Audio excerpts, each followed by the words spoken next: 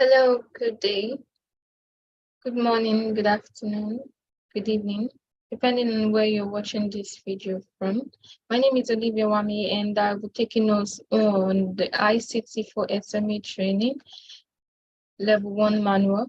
This manual can also be used by the level 2 and level 3 personnel as well. Today, we're going to be looking at the general overview of ICT4SME, the organizational structure, the responsibilities and requirement of IT support personnel, the operations, and the instructional methodology as well. First, let's take a look at the general overview. Now, ICT4SME, if it's the first time you're hearing about this, it's actually one of the services offered by OutsourceIT by Bincom, which is the outsourced area of Bincom. Now, ICT4SME entails providing IT infrastructure services or IT support to SMEs and startups without an IT department, or also companies that are willing or wanting to start up their IT department. Our IT supports can actually be the first persons to start up that department while subsequently training the persons who would take over.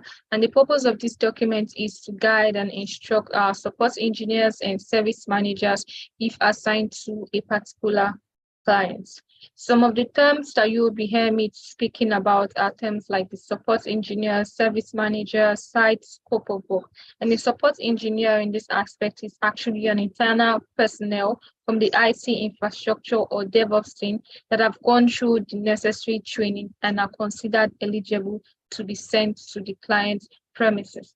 Due to the COVID pandemic, some of our clients, we are now offering remote access to them. So you can also be asked to go on site as well as work remotely in providing this IT support to the clients. The service managers, on the other hand, are actually the internal personnel who are responsible for the smooth running of this service. And the client site or the site in question is actually the client physical office premises where our service is needed.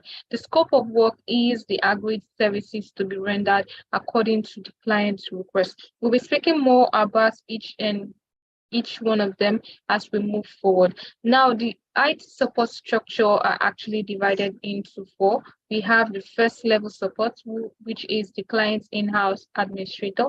The second level support, which is the on-site IT support engineer.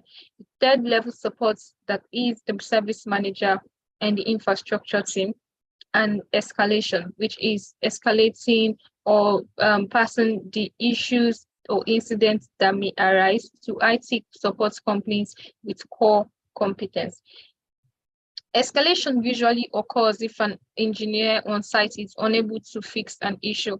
Now, this is if the IT support is not able to fix that issue, it is actually escalated to the next above level of support. So for instance, if the first level support personnel cannot fix an issue, it needs to be escalated to the second level support until that issue has been resolved. And if our internal team do not have the prerequisite skill to resolve that issue, then it needs to be escalated to an external party with the core skills in the specific area of IT. And the issues will be managed by Bincom until it is completely resolved.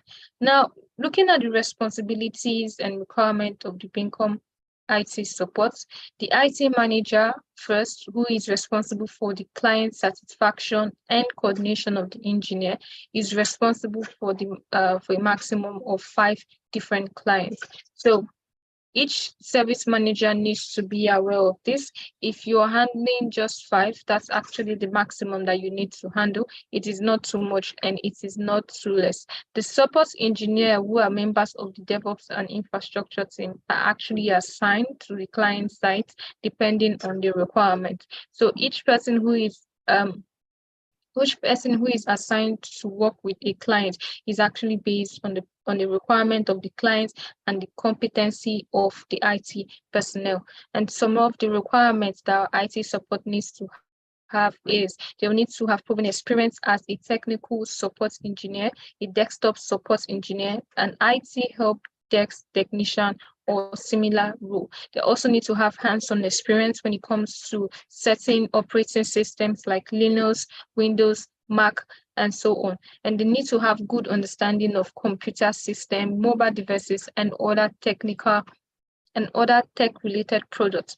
And they also need to have the ability to diagnose and troubleshoot basic technical issues, as well as have familiarity with remote desktop application and help desktop software such as Zendesk, AnyDesk, and so on. We also expect them to have excellent problem solving and communication skill. This is very important because they would also be speaking with the clients while they're on site, and they need to be able to communicate effectively. And they also need to have the ability to provide step-by-step technical help, both written and verbal. Remember, I mentioned that some of our clients, we offer remote assistance or remote help, and our technical support needs to be able to pass information to this client in a step-by-step manner, both in written form and in verbal form. And they need to have a certification in information technology, in computer science, or in a related skill. And the last is they can also have additional certifications in Microsoft, Linux, Cisco, or similar technologies as well. Remember, this is a plus, but it is not really needed for some levels of support. Some of the roles of our support is they are typically responsible for the smooth running of the client's IT operations on field and off field. And this actually includes installing and configuring computer hardware, software system, network. They also need to work closely with the service manager because reports are going to be sent. We'll talk about this moving forward.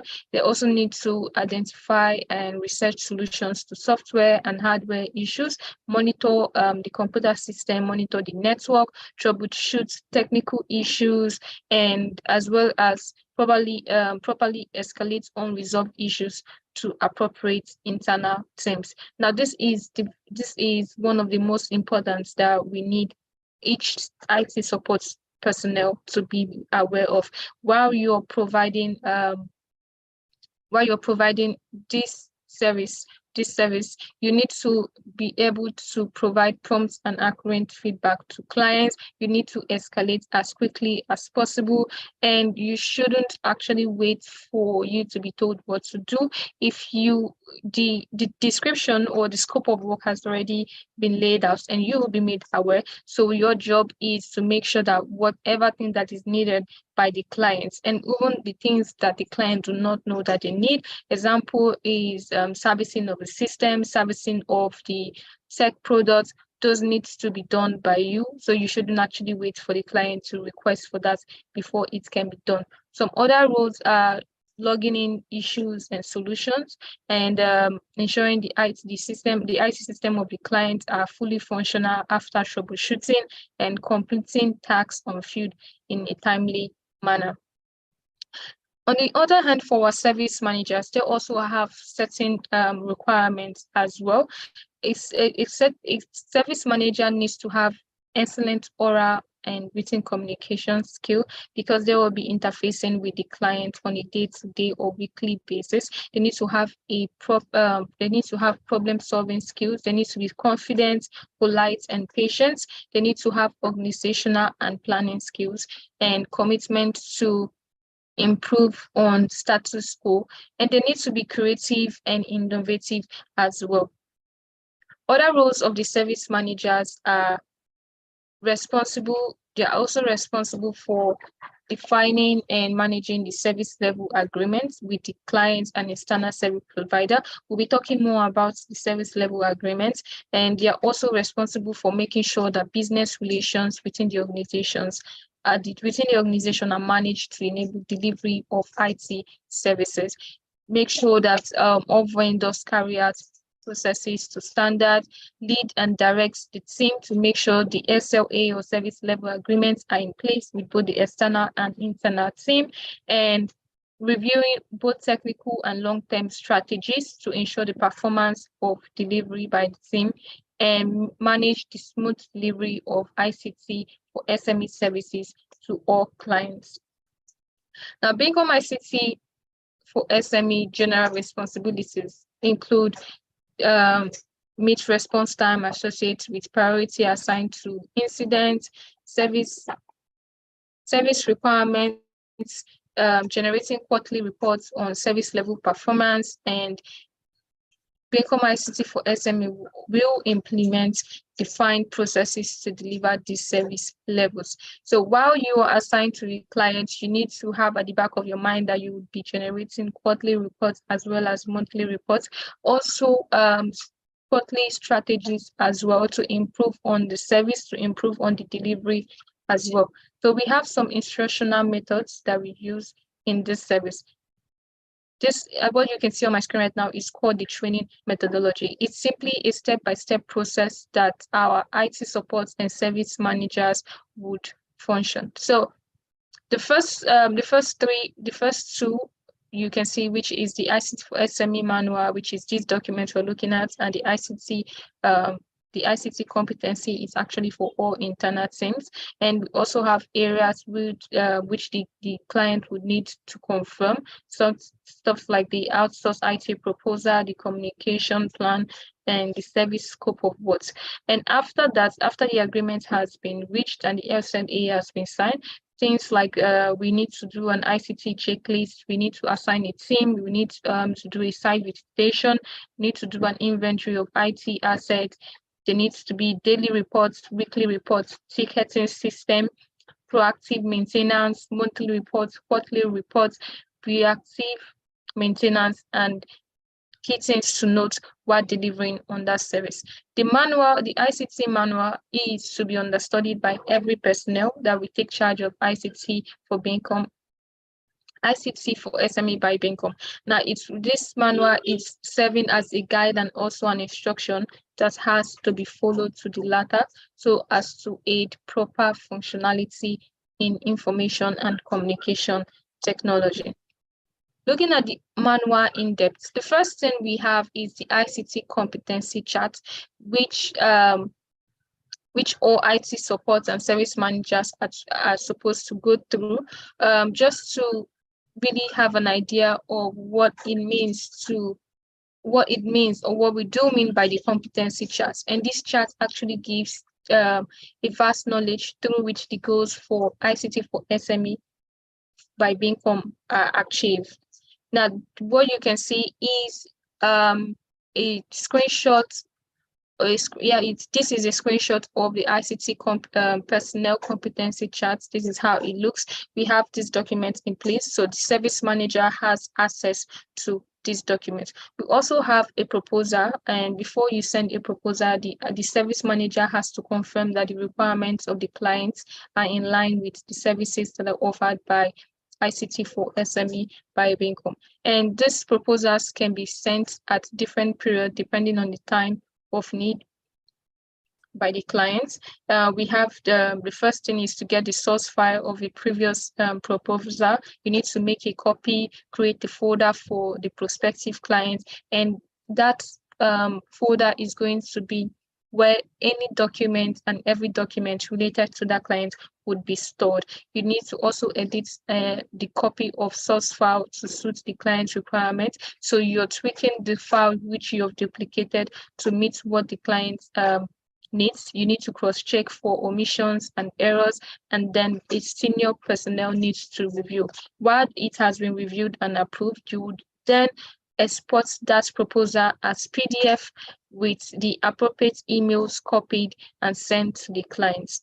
Remember, every external mails are sent via pmo@beacom.net email address. So the service manager would have access to this email and is expected to send the emails as pmo@beacom.net. And while you send the source file of recently sent proposals, the same PMO is definitely copied. So in the future, while you're looking for that email, it's very easy to locate because your team is also copied. We have also the bonus tip while sending proposal. You can see when your client has opened your proposal using something called the Panda Doc, and you can also Tout app is also an email automation tool that are valuable for automating follow-up after sending a proposal. So if you need to send a follow-up or you need to automate that process, you can use the Tout app too. The proposal really looks like this, just the screenshots you can see. You have the proposal with the client's demand. For you have the client's logo, and by you have the senior responsible officer as well as the service manager's name inputted. Now, the communication plan, which is for you to sign and send the SLA with the clients. This is where we'll in-depthly talk about what an SLA means and what it's about. Now, an SLA is also called a service level agreement, which is a document that has the commitment between a service provider and a client. And particular aspects of this service are agreed between both parties. We have the quality, availability, and responsibilities that are agreed, which is the most important part. And this contract has to be fully agreed and signed by the service provider as well as the client to effect the services. Without this document being signed, the service can actually not start. And the team assigned to a particular client are to be well acquainted with the agreed terms of services for that client, which are contained in the document.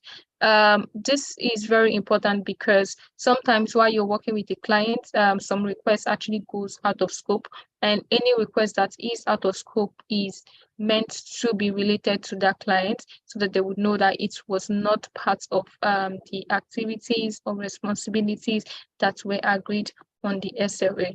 The scope of work, on the other hand, is actually the area in an agreement where the work to be performed is described. So it should contain things like milestones, reports, deliverables, and end products provided by the performing party. So it should also contain a timeline for deliverables as well. The scope of work contains things like the glossary, the problem statement, goals of the agreement, objectives of the agreement or deliverables, administration, timeline, and so on. And then we have the ICT checklist document, which I mentioned earlier. This is actually a document that helps pull together all the components of an IT network to determine what a client company has, how it's being used, and how it can be improved for the future.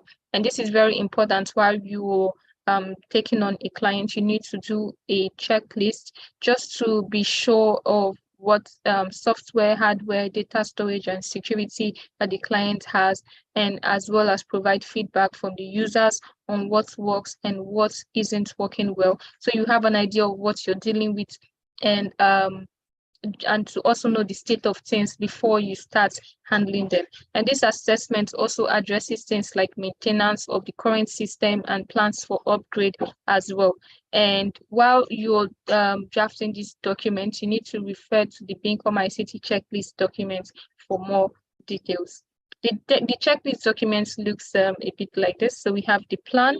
The document is available for the service manager, so it can be easily gotten from him or her, whoever your service manager is. Now, while assigning a team, a team is actually built up of the senior responsible officer, the service manager, the support team lead, IT support, the client relationship officer, and then this the project support. And each key member, I would say, are available and very much aware of their role and how to go about it. So each person who is assigned to each of these roles needs to understand what is expected of them, what the client needs, and also giving an in-depth knowledge, I would say, on what is expected of them at the end of the day. Now, looking at site visitation, remember I said when we refer to what we refer to as sites really is the client physical premises. And this happens after the LCA has been signed. So there's a site visitation after the document has been signed, and it says that the reason for this is to just obtain in-depth information concerning all IT aspects of the new client site. And this is carried out by the service manager and the engineer who has been assigned to the clients. Other reason for a site visitation is to observe the client's facility, interact with members of the staff, assessing documentation, taking inventory, which is the most important. And the site visit verifies the information in the checklist document, which is filled by the client, and also provides information for the audit reports.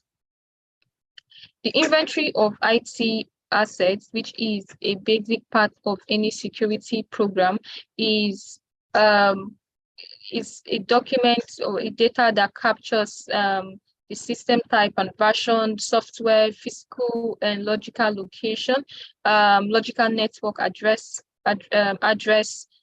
resource administrator, data sensitivity, the hosting, cPanel details, and contact of current vendors if the client has any. You can also refer to the income audit report format for more details on this. Now we have something called the daily report, which actually entails what is done by the engineer on site, their status, the timestamp, and other information on a day-to-day basis. And the importance of this daily report is to effect tracking of designated tasks, to reduce costs in resources, of continuous checking up of engineers on site by the service managers, and an avenue for transparency for both internally and for the clients. What the second and third one really means is the service manager is expected to do a site visitations once a month, twice a month, once every week, dependent on what is really agreed upon internally. And with the daily reports, this visitation is actually reduced because it also serves as what the service manager needs to go check up on. And we also have something called the weekly reports, which is sent to the clients at the end of every week, and also the monthly reports. So the daily sheets or daily reports helps to break down all of the activities that has been done over the weeks, over weeks past, days past, and so on. And this helps the clients and also the senior members in charge internally to be aware of the activities and the tasks that has been delivered by the IT support personnel. And this can be done on a Google Sheets. Currently, we're using a Google Sheets, and this is actually available to all members of the ICT4SME team. We also use Trello boards to designate for tasks and statuses, and these reports must be updated by the engineer before they close from a site. So it's expected that while they are actually delivering on the task, they take note of it on the daily report sheet so as not to forget, and also to fill that sheet before they leave the client site. And the service manager ensures compliance and collates these reports to generate a weekly and monthly report, like previously stated. This is how the ICT4SME daily report looks like. As I previously stated, every member of the ICT4SME team would have access to this. The weekly reports, on the other hand, is simply a summary of the daily reports, and it's a tool that would help the service manager to monitor the performance and progress of his or her team. And the report enables the service manager to provide feedback, a better feedback for the clients. And if this weekly report is done by the service manager, assisted by the engineers on site, and sent to the clients on a weekly basis. So it breaks down this way. The daily report is done by the engineers on site or off site, and the weekly report is generated from the daily reports by the service managers with assistance from the engineers. This is how the weekly report looks like. There is a sample and every service manager has access to this. The monthly report, on the other hand, is a way of keeping stakeholders engaged, and it's actually done through monthly reports. The monthly reports template is handy when you need to create a high quality report.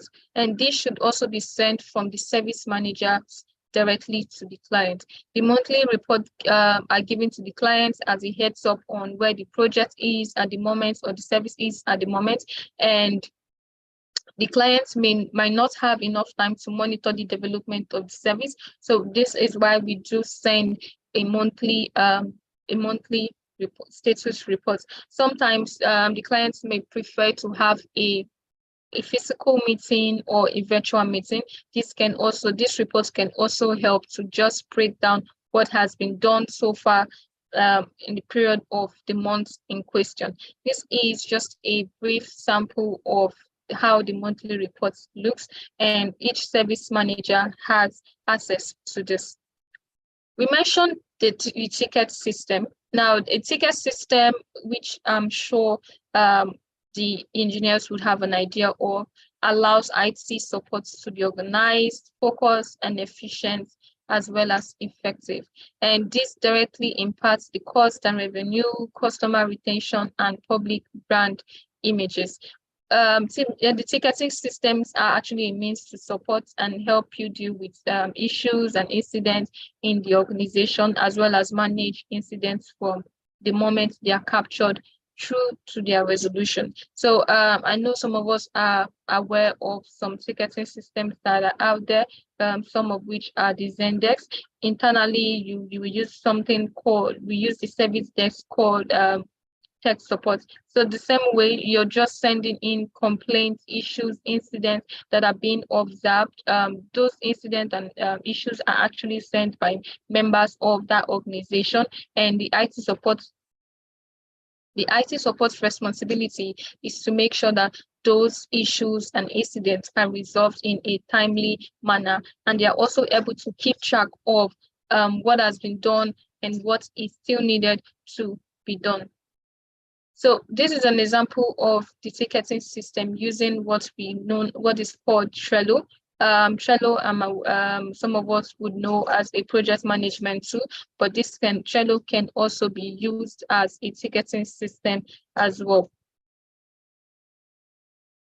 Proactive maintenance is a preventive maintenance strategy that works to correct the root causes of failures and avoid breakdowns caused by underlying equipment condition. So this program allows organizations to become empowered they need to identify the root cause of machine failure, resolve problems before they become failure, and also extend the life of the machinery and reduce downtime as a result of machine failure. So proactive maintenance makes it possible to perform maintenance only when necessary.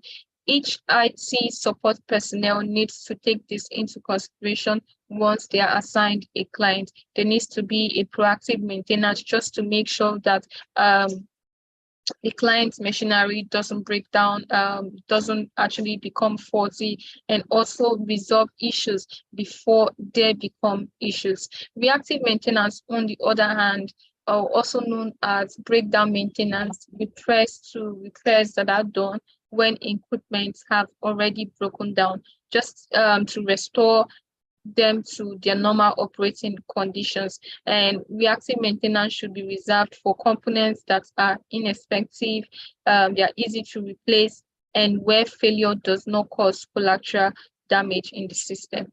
And it needs to be done periodically, because equipment failure just can't be perfectly predicted as well. Some of the key things to note by our engineers and service managers are they need to actually dress properly, smartly, and neatly while going to the client site. They need to have good, they need to develop good communication skill. They always need to review the SOA in case they have missed anything. And every client must have a group mail specified to them. The end user basic training must be done, things like backup, security.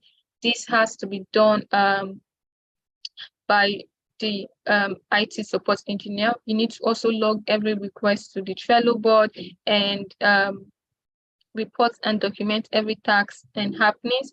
You need to also avoid going late to the client site or leaving before the close of work from the client site, and always get approval for everything you do. This is very important.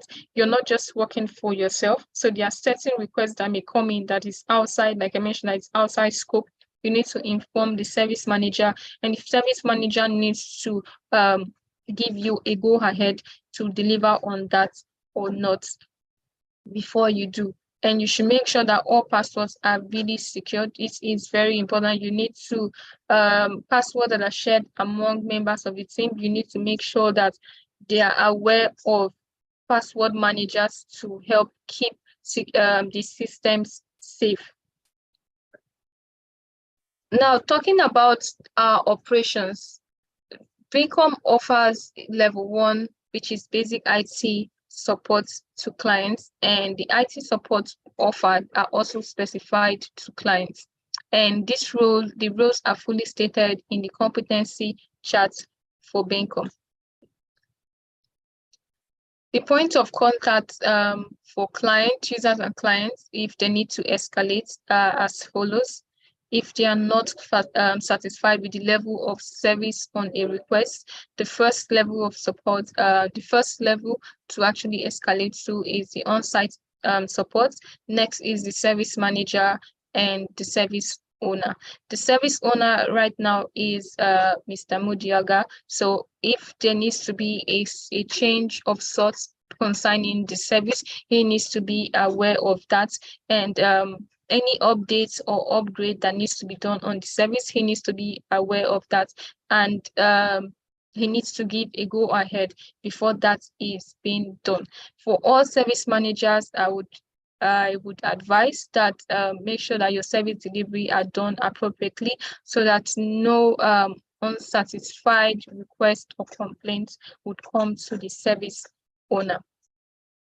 Some of the tools we have are the IT support on site would offer level 1 support service for the management of the entire ICT infrastructure under areas like computers, hardware, software, communication, internet networking, equipment located offsite, consulting, data management, and so on. Computers are in question are computers that are owned by the client, computers owned by personnel currently employed by the client, where it is clearly acknowledged that the primary function of their computer is to fulfill a distinct client mission. So you're only working on computers that are directly or indirectly related to the delivery of the company. Same thing for hardware, and you need to make sure that the computer equipment that are less than 4 years are troubleshooted they are troubleshooted, and they are also maintained properly and adequately, and repairs can be undertaken if the support may be provided with reasonable amounts of time as well. So sometimes there may be the need to troubleshoot on peripheral equipment, and if you don't have the time for that, then that repair can be sent to a vendor that is recommended. For softwares, we have operating system versions. This is as of August. We have higher ones currently. So this system should be from the point of 2019 and above, which we have the Windows 10, Windows Server 2016, Mac OS 10.12. These are operating systems that should be fully supported by the vendor, and operating systems or application installed or configured without the knowledge and oversight of the local support team or evaluation of approved security policies will not be supported. So any cracked version of whatever thing is not supposed to be given to us to maintain and all of that, because at the end of the day, it's cracked. There might be a sort of virus or hidden bug in it, and we are expected to give our clients the best out there. For networking, I would say in order to avoid potential widespread network problem, the support member team will be tasked with managing and planning the purchase and installation of network equipment, which are recommended to meet industry standards. So every recommendation that is done by the support engineer would need to be reviewed and approved by senior members of the team, like their team leads, team mentor, and finally the CTO. Decisions, also team members assigned and needs to be assigned and track the IP addresses as well. And the support team also acts as a liaison with Beacom Dev Center. Now, for internet, you need to manage relationships with the ISP. You need to troubleshoot internet issues and escalate when necessary to the service providers, and you need to ensure maximum uptime. So if there is an issue with the internet, you need to make sure that is resolved as quickly as possible. And speaking about business continuity and backup, the IT personnel is responsible for backing up the client server and data, and individual users should be trained on the importance of backup and basic steps to take when speaking of data and backups as well. And you also should identify fallback service areas that will ensure business continuity in case of emergencies. You also need to manage devices used for storage. You need to do regular data backup and preservation using cloud and storage devices for data management and storage.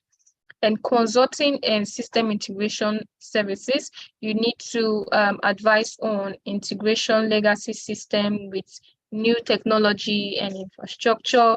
You need to consult on providing expertise in implementing new infrastructure as well. You may need to be consulted for that, but remember, while you're being consulted, and you're definitely going to be provided with information needed to resolve whatever thing that infrastructure would do. And you will need to review that recommendation that you have provided with your team leads or team mentor, just to make sure what answer or resolution is being given to them is actually the best. And for equipment located offsite, the support staff will attempt to resolve minor issues with client-owned computer equipment by phone or remote access. You need more substantial problems to be resolved by the user, bringing the computer to the client's office to be examined physically by the support staff. So sometimes some staffs actually work remotely. So if they have issues that are related to their devices and that cannot be sorted out remotely, they might need to come down to the office for the resolution of the issue. And the IT staff will not go to the non-client's own location to provide support. That's actually out of the case. You are not expected to leave the location of the client, and moving out or going to a different place to provide support. Some of the don'ts that we have as regard the service, the team members are not expected to partake in any activity that would mar the organization or any organization it's consulting for, and we are not to be biased or compromise our integrity status. We are not to engage in activities that will ruin the relationship between the organization and her clients, and support engineers are not to make decisions without the approval of the service manager. You will also not you're not to engage in any activities that is not defined in the service level agreement, and we do not engage in physical combat within or outside the organization premises, and most importantly, we do not engage in hot arguments or exchange of vulgar language in the organization. The IT support should avoid the following as well: giving the client priority on unlicensed software. It is strictly forbidden. Configuring Windows Server except when necessary. This is also a last resort. Managing client social media accounts is out of the question. Designing or building website for the client is also out of the question. Offering services outside the scope of work as for specific clients. This is also prohibited. Any service that is outside scope of work needs to be reviewed and accepted by the service manager before the service is being implemented. Physical installation of internet devices, example, trucking, LAN cable, you need to avoid this as well. And then taking decisions without confirmation from the service manager, we need to also avoid this. And maintaining specialist software for clients, IT support personnel need to avoid this as well. On a final note, all of this are the requirements of ICT4SME services offered by Bincom, and should a client need a few modifications, this would have to be reviewed by the service manager and a senior responsibility officer to offer their required satisfaction and still uphold Bincom standard. So like I mentioned, we have a couple of documents that are readily available for each member of the ICT4SME team, and those are available to the service managers as well as the service engineers, senior responsible officer, and so on. So if there is any document you may need that you do not have access to, you would need to request that from the service manager, and it would be shared with you. Thank you so much for listening.